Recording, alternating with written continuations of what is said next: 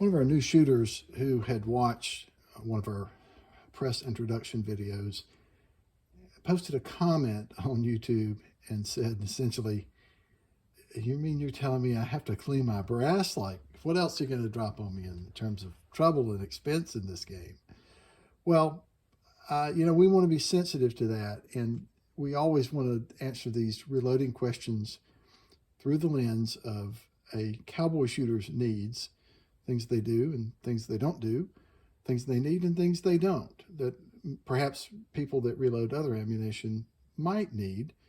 We're looking at it really through the eyes of the new cowboy shooter.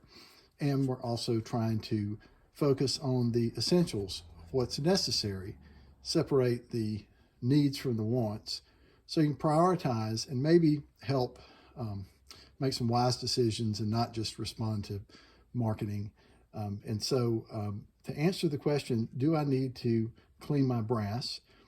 The answer is no, probably. It depends.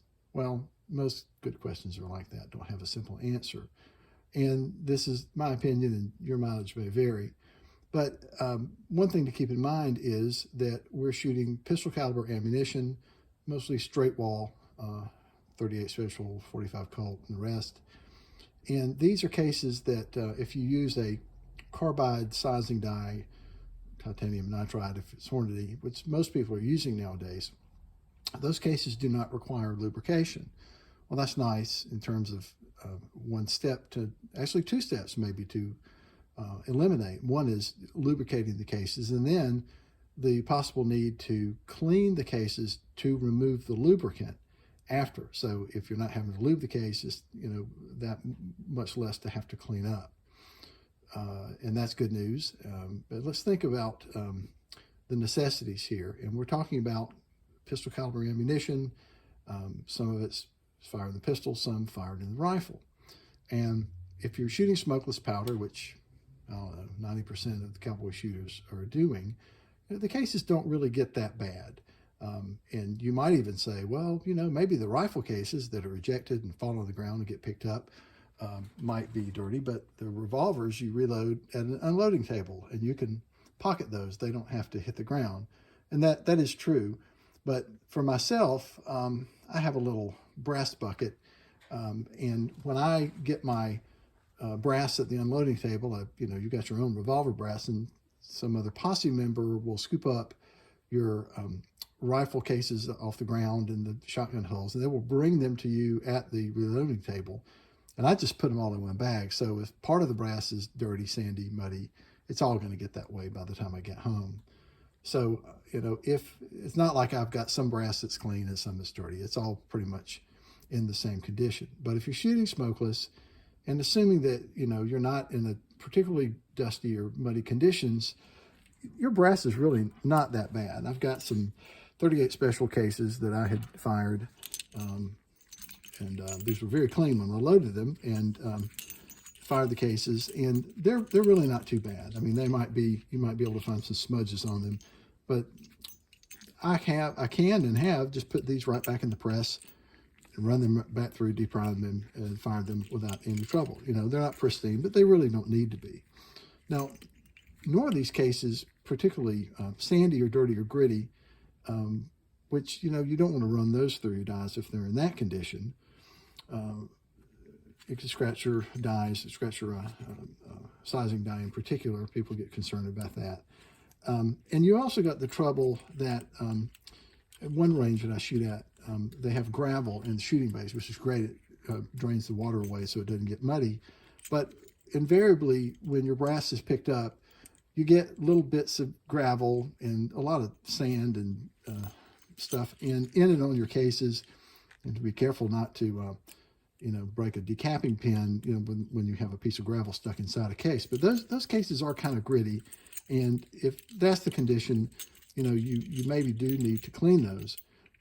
When I started reloading, for years, I didn't own a tumbler or any other way to clean my brass. But so I'm going to suggest something that if you would just like to clean your brass, as a precaution, or if you find that you've got a batch that is dirty, sandy, muddy, like I explained, you certainly, can you buy something? Sure. I mean, there are catalogs full of products that you can buy, various types. But, again, new shooter, we got a lot of stuff to buy. So let's focus on essentials. And if we need to clean our cases, it doesn't mean that we need to buy, an expensive piece of equipment.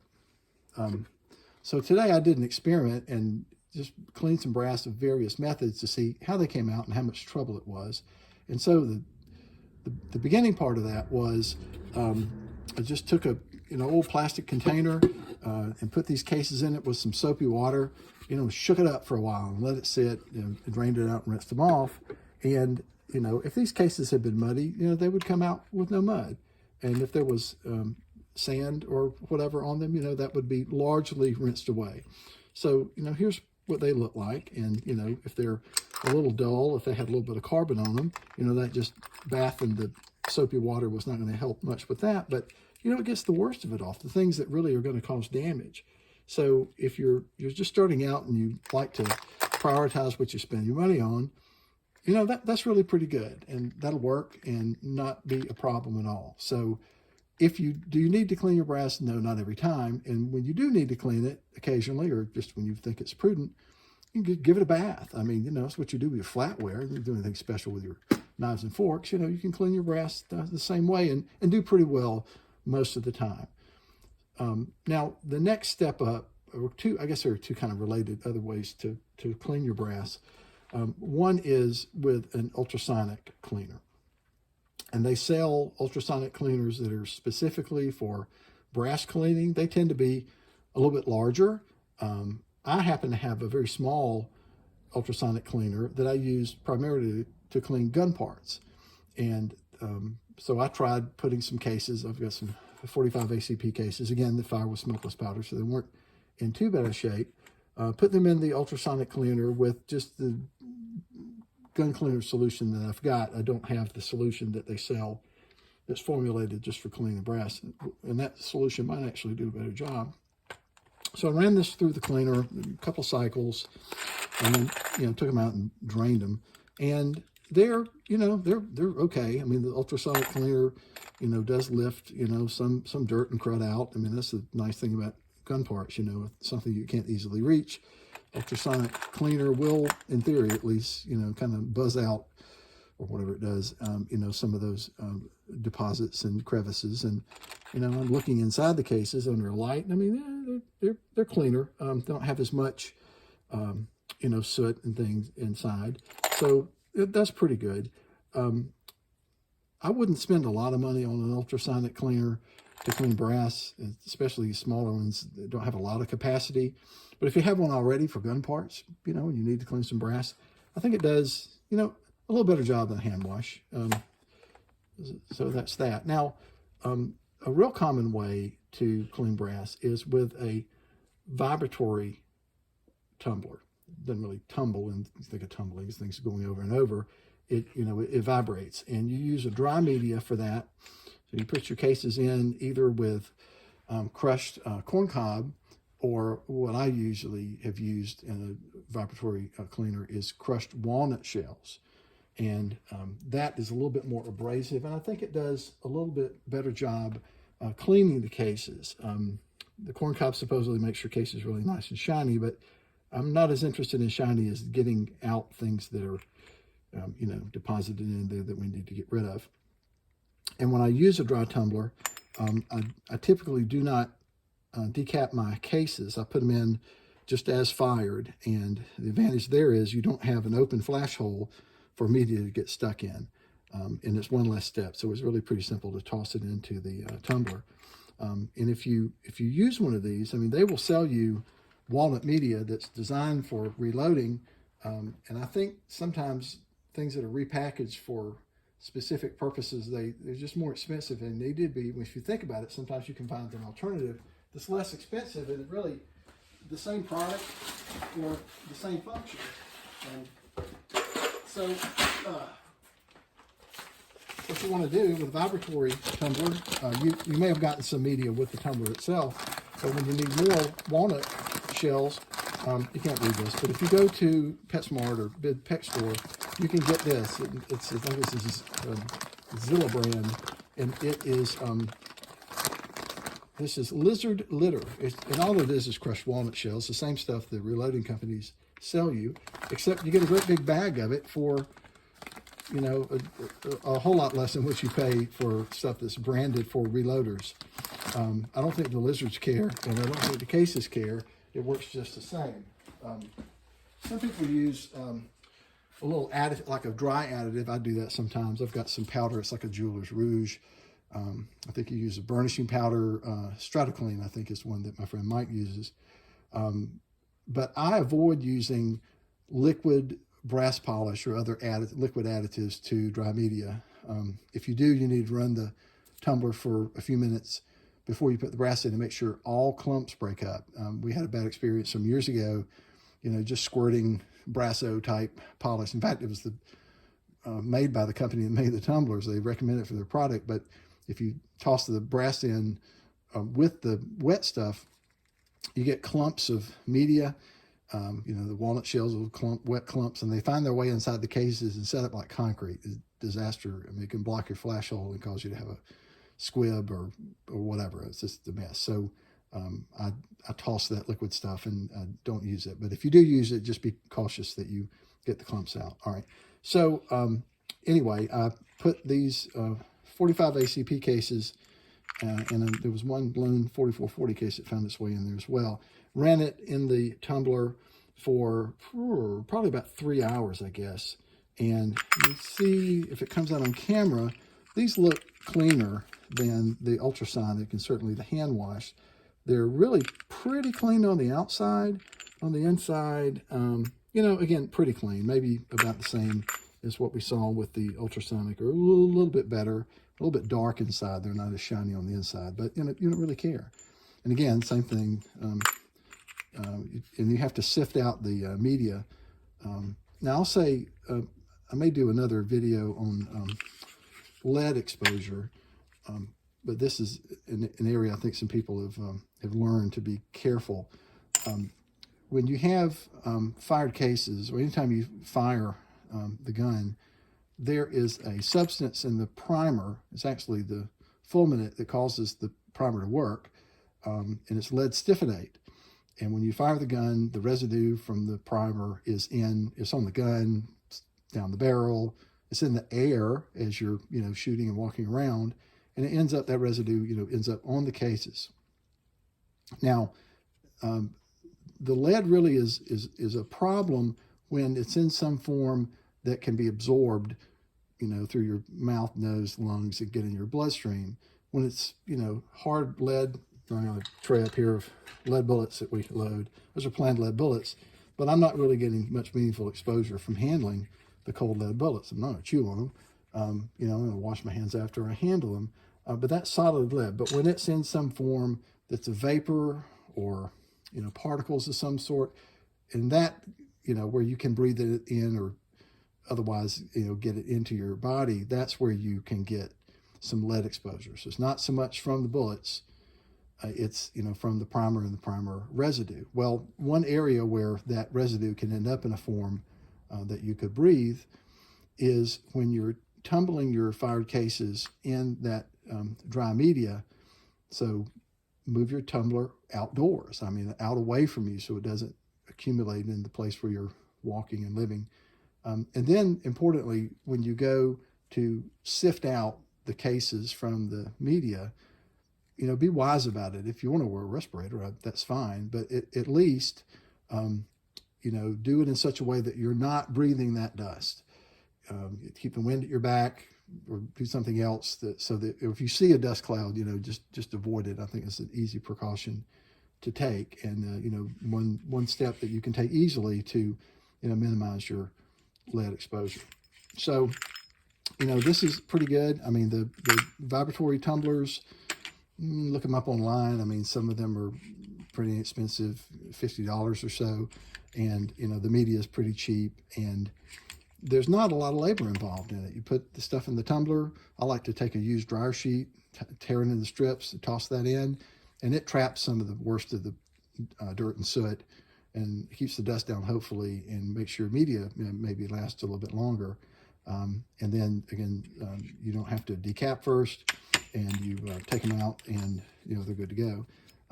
And another maybe kind of advantage of the dry tumbling is if the cases have a little bit of dust, they don't seem dusty, but if there's a little bit of that crushed walnut or whatever, or crushed corn cob left, maybe it gives them a little bit of lubricity.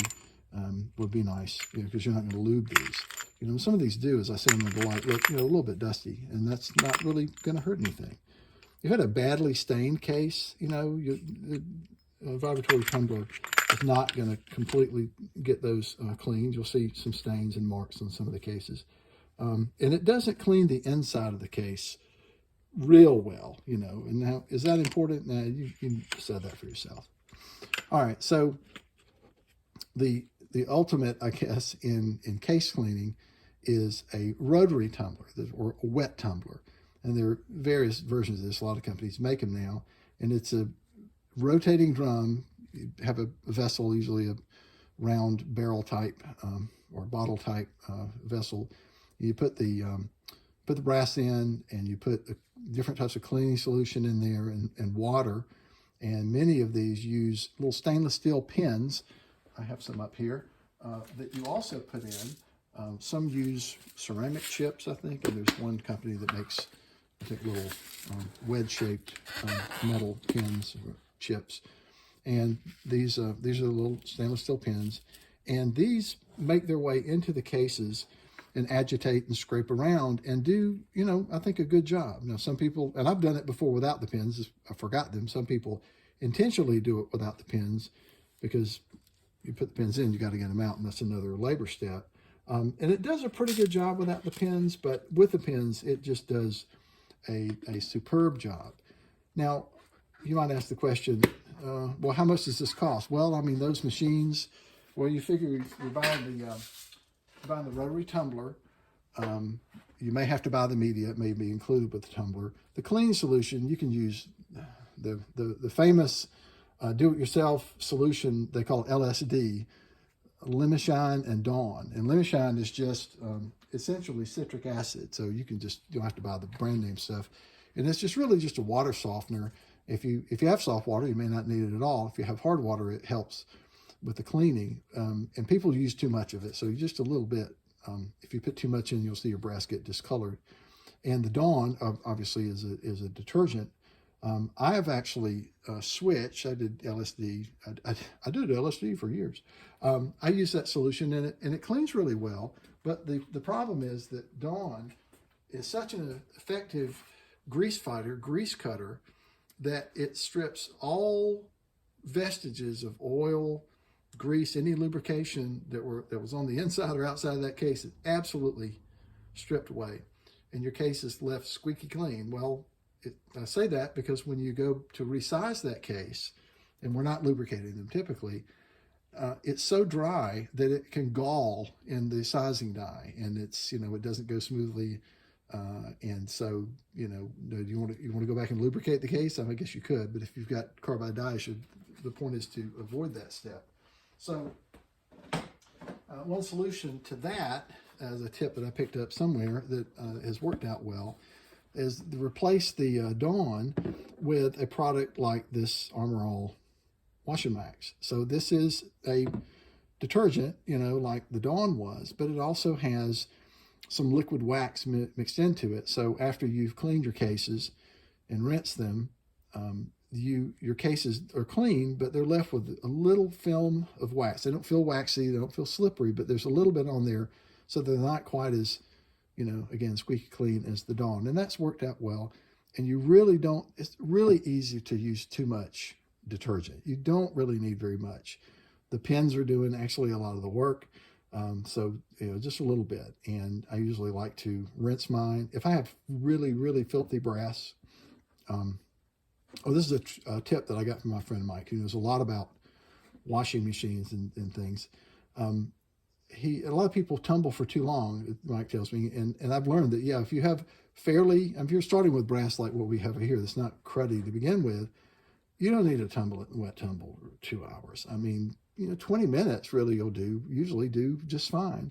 But if I have really, really, really bad brass, and I can tell you how that comes about, sometimes I will do an initial quick wash, and I might use Dawn in that one because it's not the final, maybe just like 10 or 15 minutes just to knock the worst of it off, pour off the dirty water, and then do a second wash with the Armor All Wash and Wax.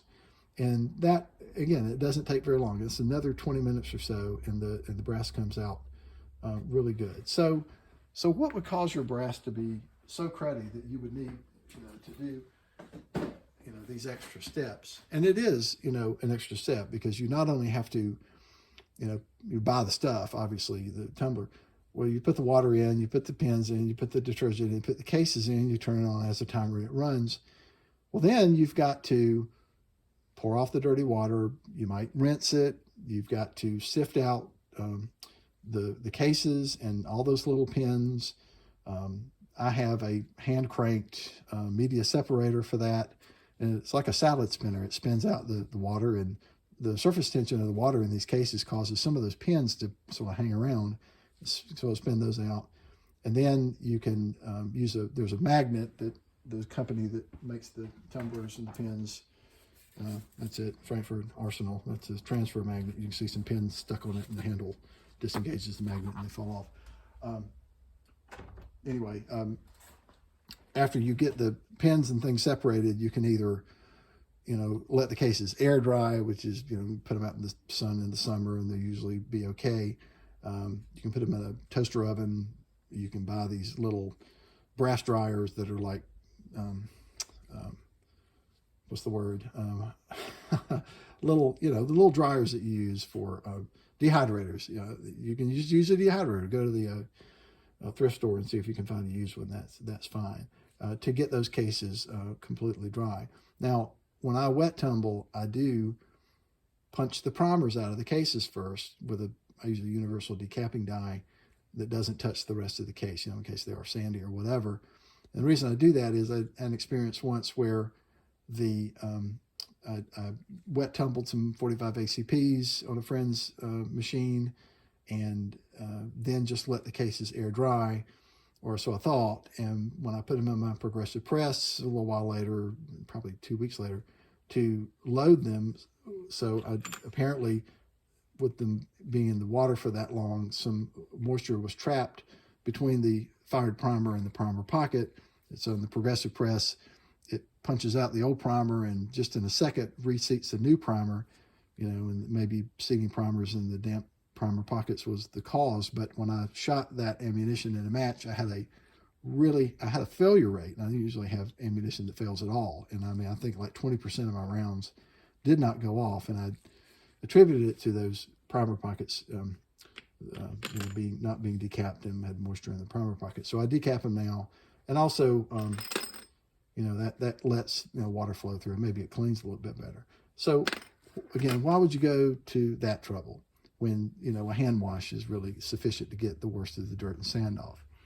Well, if you have rifle cases or other cases that you've lubricated, like we started talking about, and the 4440 cases have to be lubricated. They're a slight bottleneck, and you do not have carbide dyes. They're steel dyes, and you have to lubricate the cases a little bit. So you've lubricated the case and you'd like to clean. That's one reason.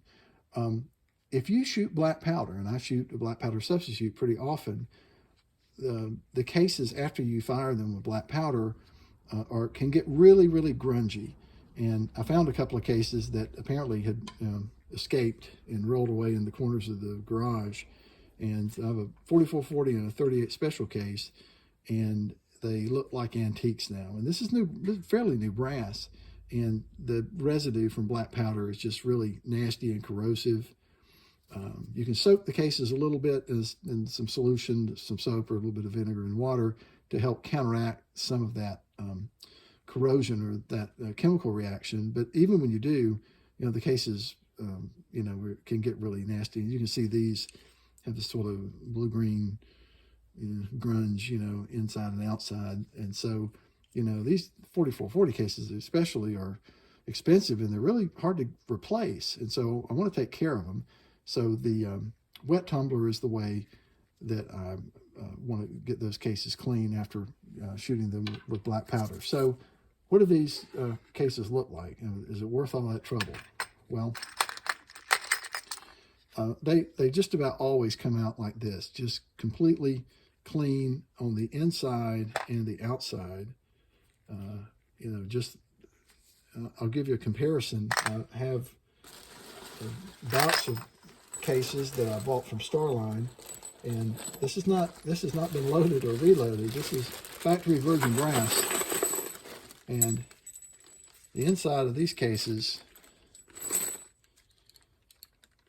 is bright and shiny, as is the wet tumbled reloaded cases. So it's like it returns it to like new condition. And yeah, it's pretty, but I mean, really, you're getting all of that fouling out of there, and prolonging the life of that case. And as you probably know, if you do anything with reloading, the cartridge case is usually the most expensive component of the cartridge, but you get to reuse it over and over again. If you take care of your brass, hopefully it will last even longer and your dollar goes further. Well, I hope that answers the question. And different people have different approaches of what they think is, whether they clean brass at all, whether they think it's necessary, if they do, how they do it, how all the techniques and what materials they use and all that. Well, this is what I do, and it's worked out pretty well for me, and I hope it's helpful. We'll see you on the range.